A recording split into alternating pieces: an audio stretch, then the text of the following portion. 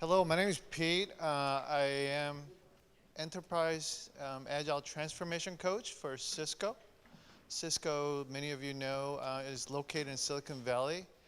Wonderful opportunity to come out here and share about Cisco's journey in Agile transformation with all of you.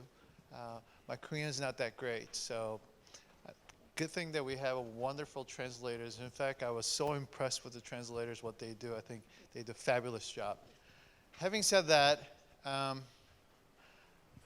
it would be wonderful if I get to know you a little bit in terms of where you're coming from, because it would help me in terms of sharing our story with you. I won't be enough time to get to know each and every one of you, but on the other hand, if you could just kindly cooperate with me. For those of you who are currently doing Agile at your organization as a consultation, as within the organization, could you just kindly stand up for a second? I just wanted to see how many of you are actually doing Agile. Sorry to make you stand up, but I hear standing up is healthy for you, so. Wonderful. So maybe not even half of you are currently doing Agile. So. Of those who are currently standing, how many of you are doing Agile at a scale? In other words, we're doing Agile that involves maybe 100 or more persons. Can you stay up?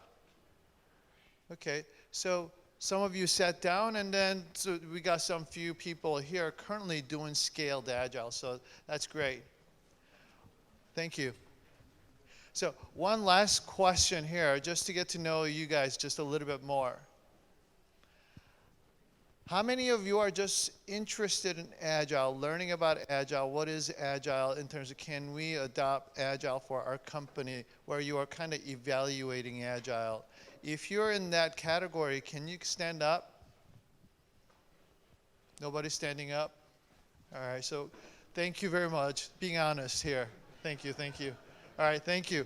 All right, I'm going to test your honesty a little bit more. Those of you who actually did Agile in the past, who is brave enough to say, we failed in Agile? Can you stand up? Wow, all of you guys are all successful in Agile. Then perhaps you don't need to listen to me. But the reality is many of you are struggling Agile, either have experienced failure, having difficulty currently with the Agile projects you have, and some of you are kind of trying to figure out where do we start the Agile. So that's the story I want to share with you in terms of sharing Cisco's journey, how we got started. Perhaps that sharing of the information could perhaps give you some insight as to how you may want to approach getting started or refine getting better at what you're doing. So that's the purpose. So with that said, let me just get started. Hey, by the way, I have told the same story many, many times over around the world, so it's not like it's a new story, but yet hopefully I'm bringing you updated story.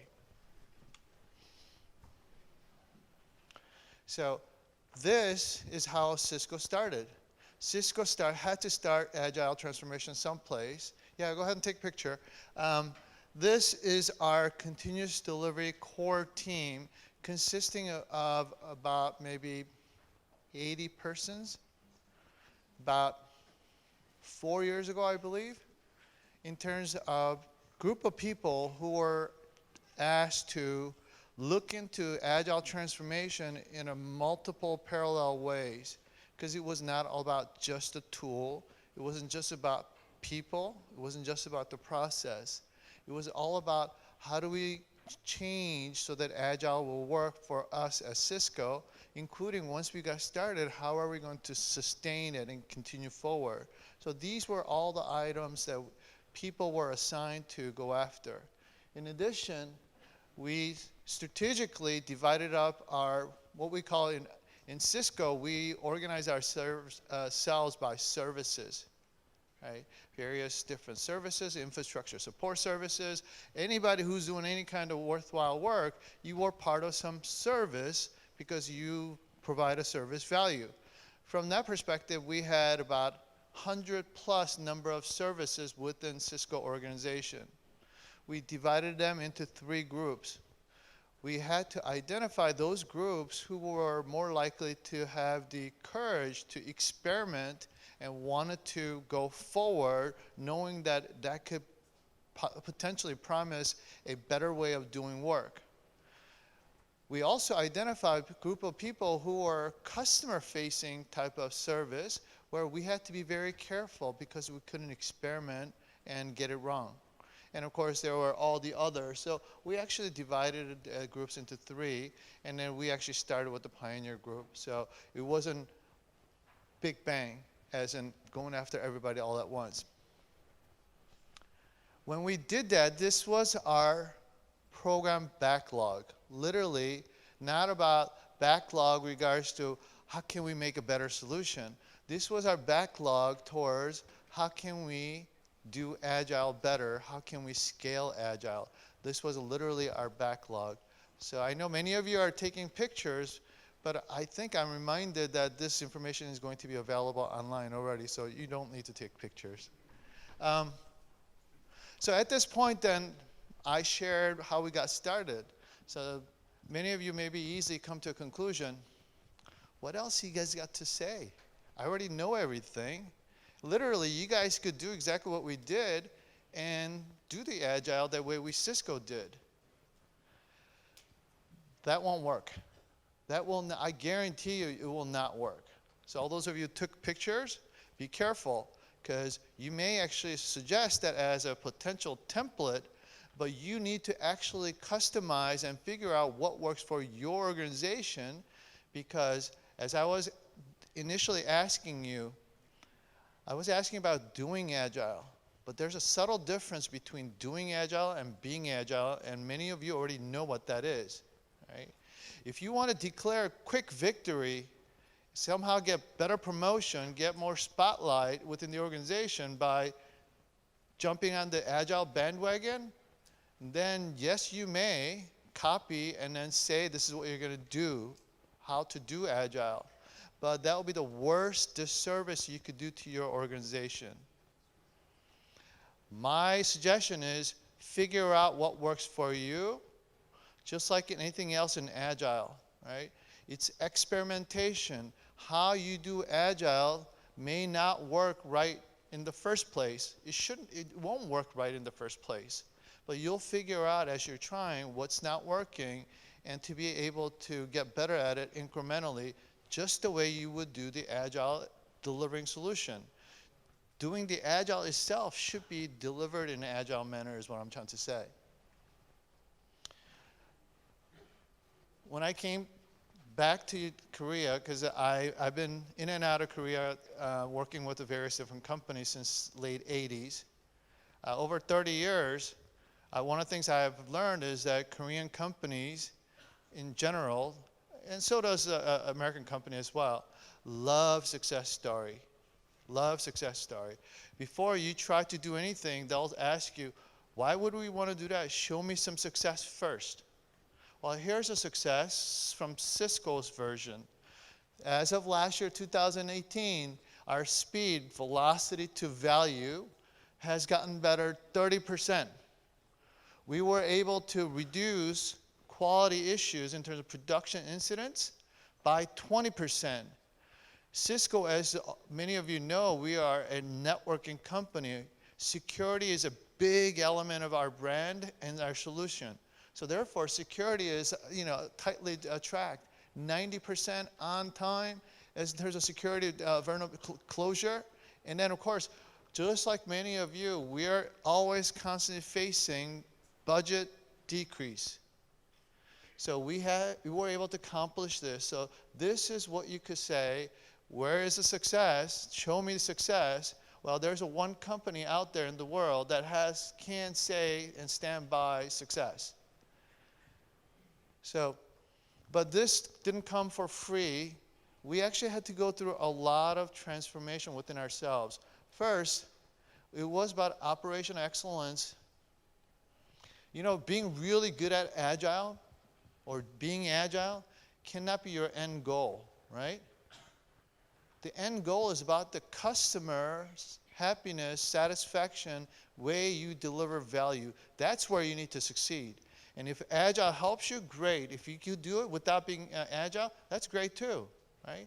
Being Agile by itself cannot be the ultimate goal. Having said that, it's about people engaging the workforce. And I'll talk more about it. And we did that with the formation of dynamic teams and the continuous planning. In other words, before we used to do a lot of phase commits. We had the business concept commit. We had the execute commit. We do all these waterfall things like many of you are currently doing. We do the same thing, okay? So here's where we started from, and you may find this is where you guys are as well too. In that we were constantly being told by people who are asking for us to deliver the solution, they said, you guys are too slow. On average, anything worthwhile, you take 9 months to 12 months. On top of that, whenever you give us a new solution, it always up and down. It's unstable. And lastly, how come you guys ask for so much money? We need to do better with less. So I don't know if this is your situation, but this was why and when we started. Okay? And so many of you are thinking about starting Agile transformation or are currently in it. Okay? Don't expect that you're going to have a top-down support. Your CIO, CTO is going to turn around, here's a bucket of money, and then go ahead and do Agile. We will give you all the support you want, and anybody who is not supportive, let us know because I'll take care of that problem. That's not a reality. It doesn't happen that way. And then I'm sure you're experiencing exactly that. I'm confident of that.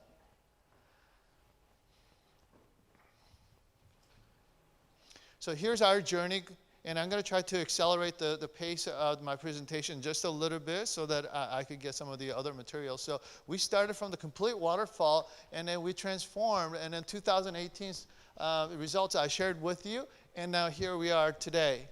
We're all about pervasive Agile across the enterprise. There's 70,000 of us at Cisco, where we have about 4,000 people who are already very comfortable doing Agile delivery.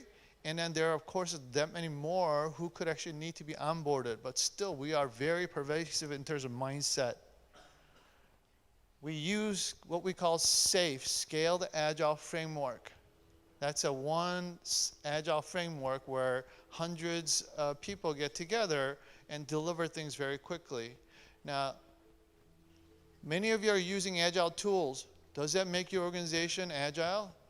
No, right? The tools don't make you Agile. Just like that, framework, that doesn't necessarily make you Agile. There's other wonderful framework like LESS, Nexus. So feel free to go what works for you. We just happen to choose SAFe. Having said that, we have delivered a lot of results. And one of the things that we actually are very proud of is that we actually started funding what we call value stream. When you fund portfolio of efforts, I'm pretty sure most of you are doing funding projects, programs, and initiatives. That's where you start a project, you pull in a bunch of people to the project. When it's over, that project team goes away and you start over. But the problem is when that project doesn't go as successfully, where things get delayed, now what are we going to do? You need more budget. To ask for more budget takes that much time. By the time you get the budget, those people may be gone to a different project. It's really stressful. So instead of constantly fighting this battle, what we said was fund the value stream in a sense that there's a group of people, 100, 200, 300, who are going to always create the solution. That's a value stream where our business capability is provided. Having said that, that group of people will stay together as a value stream, doing all the work that we're asking them to do based on the prioritization. We won't stop. If there was a delay, then we'll just have to figure out, do we delay the current work or do we actually delay the next work? We don't have to worry about rebudgeting is what I'm saying. Right? And we allow people to stay together, learn from each other, become a wonderful unit, and allow them to continue to collaborate and get better at it. So there is a lean concept applied to this scheme. The agile mindset, it really is, this is the secret behind it. When we say be agile, I think many of you already know it's about the mindset. It's your company's culture that needs to change. And that's really hard to do. Usually, whatever program you try to do, a lot of things you could change. Like, for example, standardizing your CI/CD tool chain. I know it's hard, but compared to changing the culture of your company, that's way easier. Culture is one of the last things that will change through the experiencing success and failure over and over and over, and people actually learn how to collaborate like an agile teams, then the culture changes. The culture needs to be changed in a sense that not people only from doing the agile teamwork, but to your leadership. Their mindset has to change. Agile Manifesto, everybody knows what this is, so I won't go through it there, right? It's all about mindset. And waterfall delivery first versus agile, I know you guys are fans because you know what this is, right? Quicker iteration, why? Because you get a quicker feedback in terms of what you're delivering works or not. That feedback helps you reducing chances of you developing that are wasteful. So there's a couple of ways to be really fast. You don't have to do a lot. Number one, stop doing unnecessary wasteful development. Then you'll be able to do faster, right? Secondly, have your folks be able to be dedicated and focused on finite, limited number of things. That'll be faster. Whereas if you assign them, and most of the people are assigned to multiple projects, your company's losing money on those people. Because every time they're context switching from one project to the next project back and forth, there's about, study says 20 to 30% productivity loss. Just the way you set up your organization, because you weren't setting up truly cross-functional agile teams, you're losing money without even doing anything. So I know that concept is, I said it really fast and it's not, may not sink in, but look it up. Right? Look it up, how to create a cross-functional team and allows them to stay focused and dedicated. They'll be faster. So driving agile culture, we talked about it a bit. When we say change, agile is difficult because change by one person, and I know many of you are change agents, that's tough enough. And I know you spend a lot of time learning about how to be agile, about many things, about techniques about agile. That's hard enough. But you alone can't do it. You need your peers. You need your support of your manager. You need support of your manager's manager's manager. The whole ecosystem has to be onboarded. Otherwise, you can't be agile. So one of the most difficulties why many of you are struggling is because you can't get your top senior leadership support.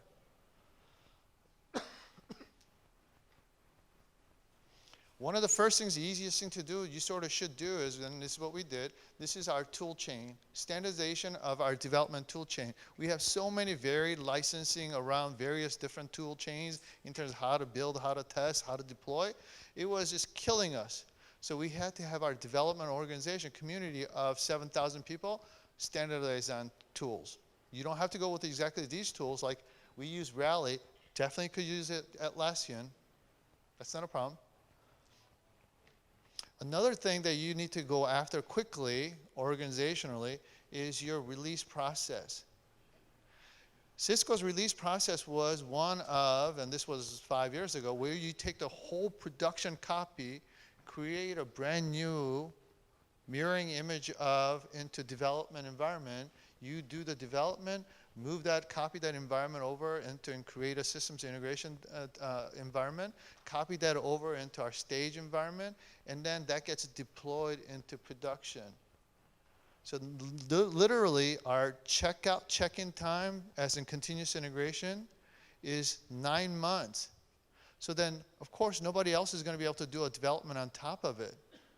So you have to centrally tackle your release environment. Now, many of you who are in cloud-based, more, you will not have this problem. In fact, you may not even understand what I'm talking about. But those of you who have ERP environments with the legacy type of situations, this is what you need to sort out first too.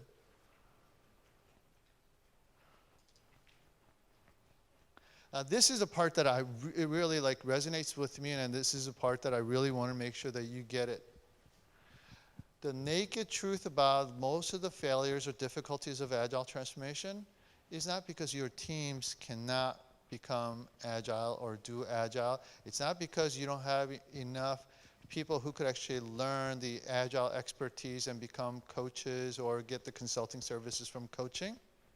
It's usually the leadership who doesn't quite get it. And I'm going to really be blunt about it, because I am always blunt with our management. In fact, I was very blunt with my management this morning on a conference call. You may be the primary reason why we can't do Agile, because you're the impediment, because you don't know how to manage, because you grew up on a career, 30 years, 20 plus years, where you've never done anything Agile. So how can you lead an Agile organization when you don't even know how to spell Agile? Right? So then I need a commitment of support. That commitment of support is not big dollars, or big one in this case. Right? The commitment I need you from is spend some time studying it, learn. Right?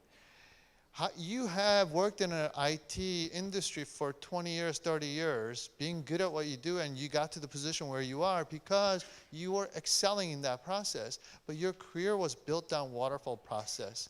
If you want to really manage and lead and expect innovation, collaboration, all the wonderful things, buzzword about Agile, you're going to have to spend time to learn. And unfortunately, the worst kind of scenario is delegation. Delegating the learning process to somebody else and have them summarize and feed it to you. You became our impediment number one, because now you're going to start demanding reporting based on some status reports. We need to work around your schedule. You should be towards, so one common question I ask a lot of our organization is, before we do anything, who's your customer? Who is your customer? Many organizations, believe it or not, have a very difficulty having a consistent answer as to who is the customer. So therefore, solution you're creating, if you can't get the customer part right, how can you get the solution part right? And then sometimes when I ask questions, such a question, who is your customer? They'll say, oh, my VP. Your VP is not the customer. They're stakeholders. They become happy when your customer is happy. Your organization structure is set up wrong to do a fast Agile delivery, because your structure of delivery process is a vertical silos. You have the business requirements team, you have architecture team, you have design team, you have build team, you have test team, you have deploy team, you have release team, you have change management team, you have production support team, infrastructure support team. They all work in silos. Guess what? Your delivery process is a matter of handoff from one team to the next team and over and over and over. No wonder you can't be fast, because your customer doesn't care what team you are part of within the organization. Customer only cares is when I have new idea that I want, how fast does it come from with a brand new idea to when I get my hands on it? I don't care what's in between. That's your problem. And yet, currently, your organization is set up vertically. Team members cannot change that team setup. Only the leadership needs to realize it and create cross-functional Agile teams that could cut across very fast. That is the most difficult part to realize. So when we say Agile team is not team members of a bunch of people from testing team and another team from development side, right? It's not. It's like having 11 goalies on a soccer field. It just doesn't work. So you have to realize it. So then that's a very difficult proposition. It almost sounds like I'm asking for organizational change before I even had a chance to show any success with the Agile.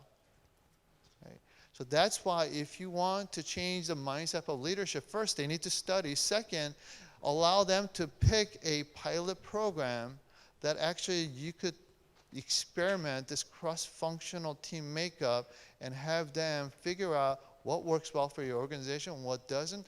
Based on that transparency learning, you apply and you scale out. That's how you do scaled agile. You got to start from some place. Don't expect a big place, just small.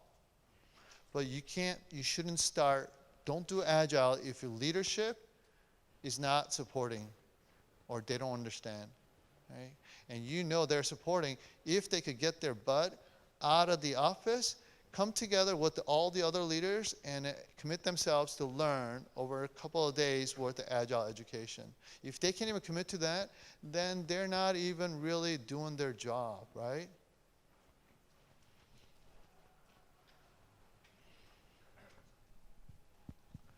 So at the end of the day, still it's all about people. From Cisco, one of the reasons why I really enjoy doing Agile, what I do, is because I know what's at stake, which is our Cisco people, engineers and developers. They're really wonderfully smart, wonderful individuals. But then they're often underutilized because it's always top-down, internal metrics-based type of behavior-driven type of development environment where they can't be respected and expected to be happy in what they do. You need to treat them like a knowledge workers. They're not order takers who are, working at a fast food, a service line or at a manufacturing factory.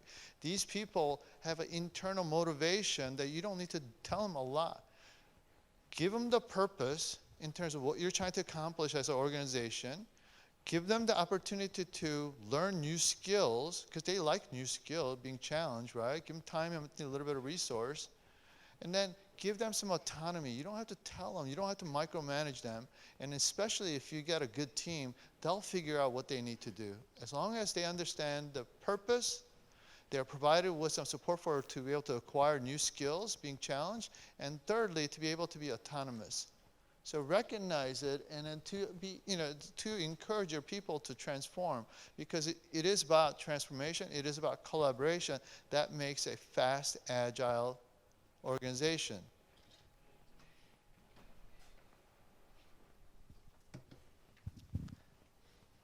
Pardon me, I will just make sure that I'm on time, so 30 minutes. Okay. We use SAFe. Like I said, SAFe is not the only way to go. We chose SAFe. I had the responsibility to evaluate all the different frameworks out there. We were so bad at being agile, we chose SAFe. Because SAFe, sometimes it gets criticism in that it's not all that agile. It's too prescriptive.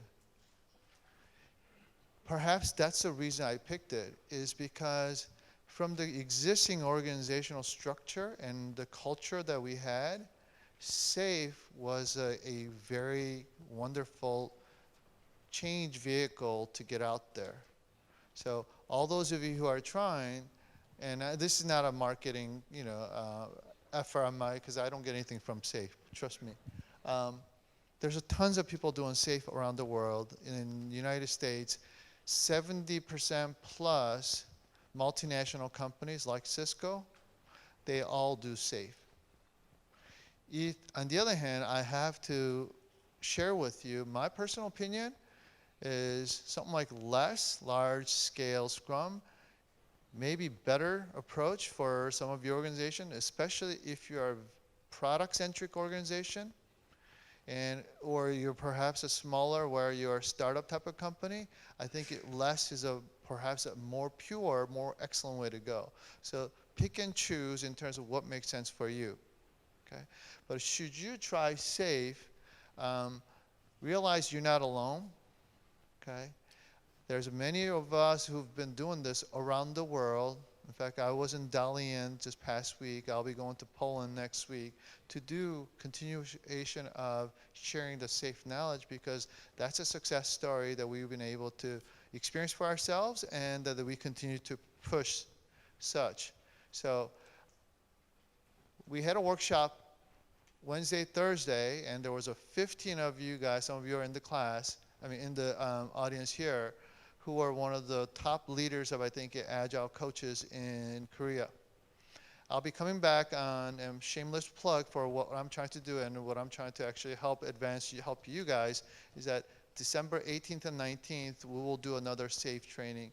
If you're interested, feel free to tap in because I think I'll be working with Agile Korea to see if I could get that established. So we'll try to provide you with more information. But it starts with you guys learning how to do scaled Agile work first. You need to win your peers to create what we call powerful coalition at the Agile leadership level. And then you need to elevate that up, get some good sponsorship support, and then identify a pilot program where there's about 100, somewhere between 50 to 130 persons or 150 persons. Find such a program that's going to run for the next 2 to 3 plus years. Try it. You'll learn a lot, and if you get that support, within 6 months to 9 months, because initially you'll struggle, 6 months to 9 months, it will take just 3 months to just get it started. It'll take another 3 months to see some painful items, and then you'll start accelerating. Some people actually, during this process, should you have actually courage to start, something like that, you have to manage your expectations. Just like sprinting, just like Scrum teams, they're no good for 3 to 4 sprints, yes? Yeah? If you do such a larger organization for 3 to 9 months, that organization may have a little bit difficulty. And lots of problems will be identified. And people will say, well, that's safe, that's agile, that's why we're having all this problem. Not at all. That problem always was there. Agile actually just made it transparent and bubbled up all those problems that you need to face and resolve. And only then things will really accelerate. Okay? So just be on the lookout for it. Lastly, before I turn over for a quick Q&A, remember the results I shared with you initially? That was 2018. This is 2019. So this is our 4 years into enterprise scaled agile journey. Our results is, I think it says 97% better year over year. So 2018 compared to 2019, we're almost 100% better.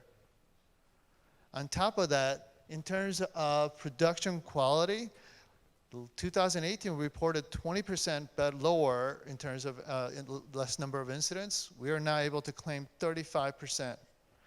Now, just be careful because anytime you put numbers like that, a lot of people could manipulate. So, I didn't actually come up with those numbers. Those are the numbers that Cisco, organizations are showcasing. So I share with you. So who knows? But the bottom line is, it is quite successful, and that is the success story from the Cisco side. So let me stop there, and then any questions? I love questions. So please let me know if you have any questions. I would love to answer as best as I can.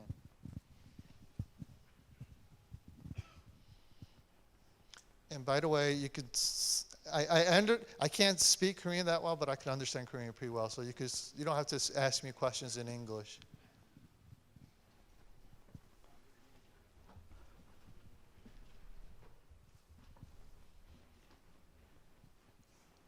Oh, you can.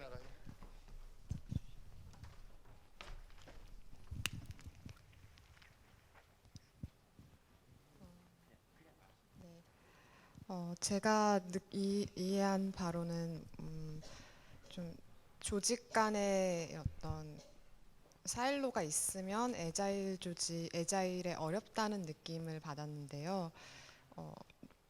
제가 이해한 게 맞는지, 그리고 조직 간의 그런 기존 조직의 그런 팀제의 어떤 그런 벽이 있으면 에자일에 어떤 나쁜 점이 있는지 설명해 주시면 좋겠습니다. 예, 좋은 질문 같아요. 그래서 제가 생각할 때는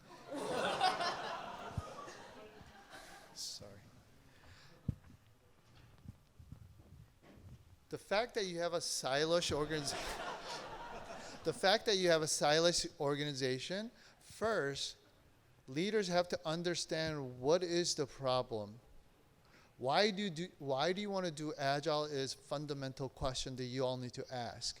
Answer is very simple: speed. because marketplace is changing so fast, right? Your requirements are changing so fast. So whatever initial plan is going to go out the window as soon as you start. So therefore, you want speed, not speed measured internally from within function to function. That doesn't count.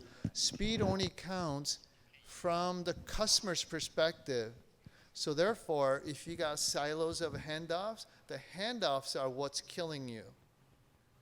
You're looking for somebody's approval, somebody's wait time, they need to review, right? All these things add up. So people don't even have awareness, what is our current delivery speed? If you actually analyze and sit and take a project, past project, do analysis of how long did it take from each organization to organization, you'll realize how long it took. And moreover, if you ask, how much was the wait time versus how much was the actual active time, people recognize what is our problem. So you need to have them go through this process to elevate the awareness. We are all here in this organization, enterprise, your organization, to serve the customer's needs, not our own internal organizational success. Individual organizational success is meaningless because it's the overall enterprise success, solution success, that's what you need. So siloed functions kill that because they become selfish. Hope that answers the question. I think somebody else had a question. Yes. 시스코가 이제 4년 전에 80명으로 시작하셨다고 했는데요. 네. 지금은 많이 확대된 것 같고요. 예. 그런데도 불구하고 모든 조직이 다 애자일 조직으로 운영되고 있지는 않을 거라고 보거든요. 예. 그래서 특히 이제 경영 지원이라던가 그리고 일반적으로 계속 동일한 업무를 수행하는 그런 운영 조직 같은 게 있을 텐데요. 예. 그런 조직들은 어떻게 같이 애자일 문화를 공유하고 있는지 알고 싶습니다. Another great question, that's a realistic scenario, is that in fact it's so realistic and anything else will be kind of untruthful. Cisco, when we started 80 persons, none of us could even claim that we are an expert as a coach. Now that I've spent all those years, I was able to groom 30 coaches, agile coaches internally to serve our global distribution of Cisco personnel. That allows us to have converted 4,000 people who are practicing Agile. Cisco is a company of IT where we have 70,000 people. So you know how much further we need to go, right? But still, even with that small group, is able to have that kind of success. So we're really excited. We have a long ways to go, but still, we are way more successful than most of you are because we were able to successfully get it started. But when we started, it was the reason why we didn't do a big bang because we didn't believe in it, because organically we had to find out what was working for us, what didn't work for us, and for us to experience and learn took time. So that's why none of you should be waiting for your top management to say, I support Agile. Figure out somebody within your organization, somebody's brave enough to support and experiment because they are so urgent to want to win in the marketplace. Find that person, see if they want to do Agile delivery, use that as a pilot program, and make sure when you start, all the leaders in that organizational effort understand what Agile is and how they need to focus on winning at the marketplace, not internal organizational battles. Any other questions?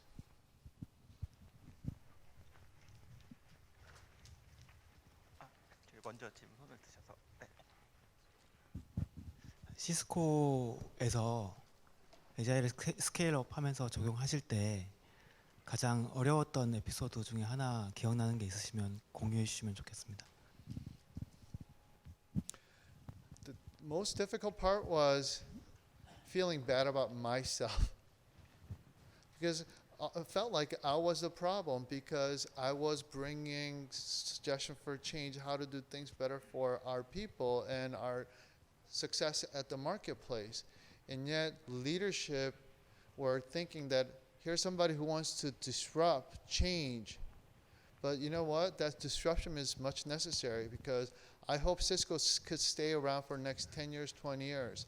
You know how many companies are no longer around. While you work for great companies, there's no guarantee 5 years from now when we have this conference, I hope I'm here and Cisco's doing wonderful. I hope your company's here because you guys are having success in Agile. Because otherwise, you can't compete. You can't compete. You can't. Young people will not want to come work for your company because you don't have the Agile culture. Seriously, that's happening in the United States, right? You will lose the battle out in the marketplace while you're worried about internal bickering of what works, how to do 평가, right? Come on. 아까 질문 아까 네, 그 지금 같이 아마 혼자 이걸 다 하시는 게 아니라 같이 일하시는 분이 있다고 들었고, 예, 맞습니다. 네, 그리고 그분들과 어떻게 일하시는지 궁금합니다. 내부 조직적으로는 we only have like very small Scrum team who are focused on bringing how to do Agile really well. So we have a small team of 5 persons. But the coaches that I was referring to, they actually work for, and I coach them to be a good coach at each one of these organizations who are doing major work in those areas, so that we make sure they have an internal champion within the inside of Cisco organizations. So it's a virtual organization. 아, 예, 그게 아마 말씀 주신 게 SAFE에 관련된 부분이라고 볼 수 있는 건가요? 그러니까 지금 제가 다시 좀 질문을 드릴게요. 그러니까 그 에자일을 전파하는 데 있어서의 방법은 되게 다양하게 여러 가지인데 Sure. 그런 여러 가지 의견을 가진 사람들을 어떻게 아우르시고 리딩 하셨는지에 대한 질문을 드리고 싶습니다. So SAFE provides like 3 different ways to do it, and you will experience it. One is a central Agile organization that tells, command and control tells others what to do. There is a option of each one of your organization, like LG or Samsung, you have many companies, right? Each individual companies could come up their own organic ways of doing Agile. But then the approach we took was the spoke and hub model, where we were the central best practices team. We collaborated, helping stand up additional center of excellence in each one of the organizations. We were all tied together like a bicycle wheel with the center and the spoke.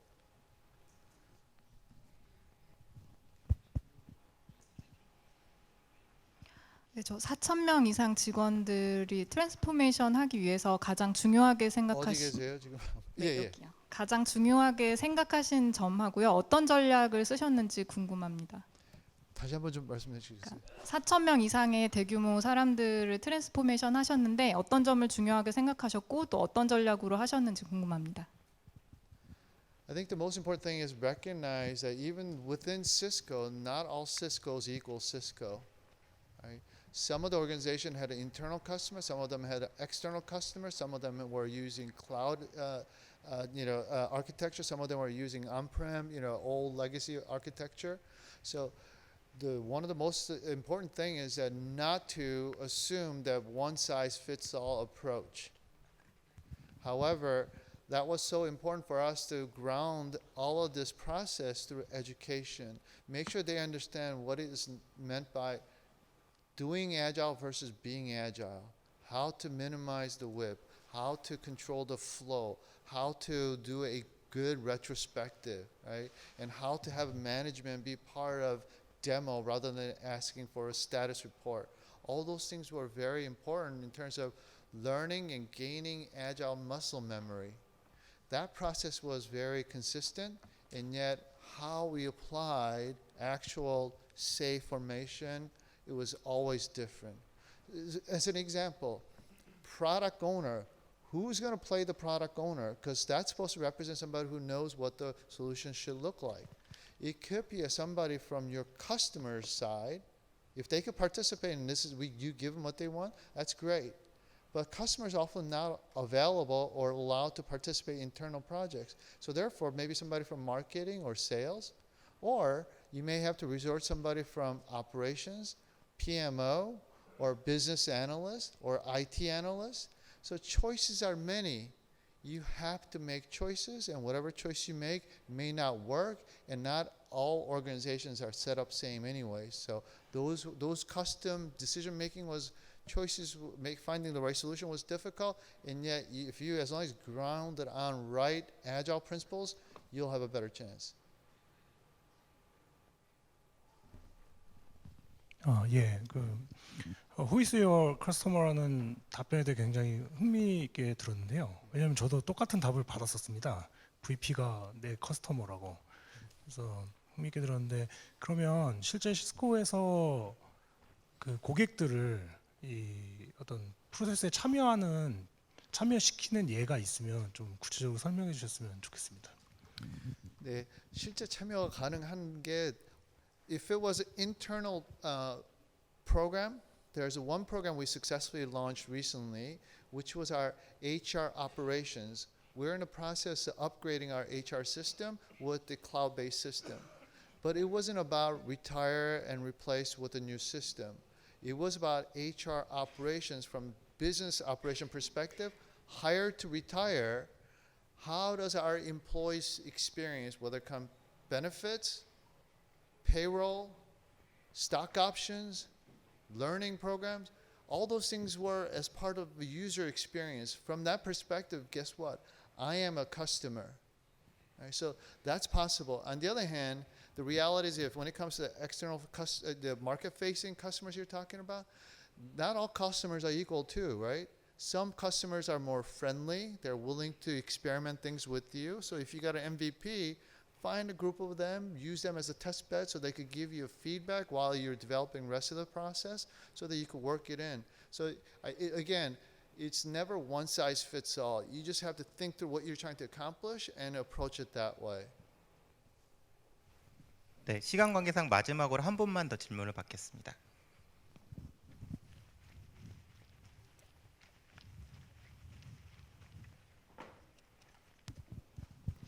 예, 다이나믹 팀을 구성할 때 저희가 가장 고민하는 부분은 그 각 영역에서 원래 하던 일이 있고 그 중에 이제 하나에 연결돼 있는 일이 있어서 다이나믹 팀으로 모일 텐데, 그럼 그분이 원래 갖고 있던 이 다이나믹 팀에서 요구하지 않는 다른 업무들은 어떻게 정리를 해줬는지, 그게 가장 궁금합니다. Thank you for asking a wonderful question. In terms of true core of why this is difficult is because we asked for agile team formation of cross-functional team. Why? Because speed. If anybody could do anything and you don't know what is in the backlog in the future, anybody should be able to do everything so that you could actually go through fast. And that's why we want, because that creates agility. Reality is not like that. Current organizations, they have expertise. They lack subject matter understanding in certain areas. They're not even allowed access to permission to access certain parts of code, right? You're not set up that way. So when we do SAFE, formation of agile teams as a rule of thumb best practice, we go start with the component teams. We ask them to experiment creating one cross-functional team as an experimentation team. And by the way, you all have a cross-functional team. You know why? Because when there's a huge production one incident, you know everybody jumps in. That's a cross-functional team to resolve that situation. It's just the only problem is they don't stay, they don't persist. So what I'm saying is, when you try to do agile, start with the component teams, have one experimental cross-functional team, see how it goes, and then expand number of cross-functional teams over time. As you identify where the bottlenecks are, you will know you need more people who are skilled in new areas. So then changes. One, developers have to have the right mindset. I am willing to learn new skill even though I'm never going to be good at it. I may need to use that skill even though I'm not good, because that's in the best interest of team. Secondly, leadership has to recognize such a bottleneck situation and have a plan of attack and become a coach and help them grow in their career, have that opportunity to learn new skills. So that you want teams to stay together. Having them not enough understanding of skill sets in the team currently is not a bad thing. because that's an opportunity for this team to grow better, to do more different things. So you want to challenge them. Give them things they're not currently able to do, but give them time and resource and support so they can learn and try. It takes time. Okay. Thanks very much for your time. I really appreciate it. I really appreciate this opportunity. Don't think you're alone. Everybody experiences the same difficulty, and hope we stay connected, and hope to see you all next year. Bye now.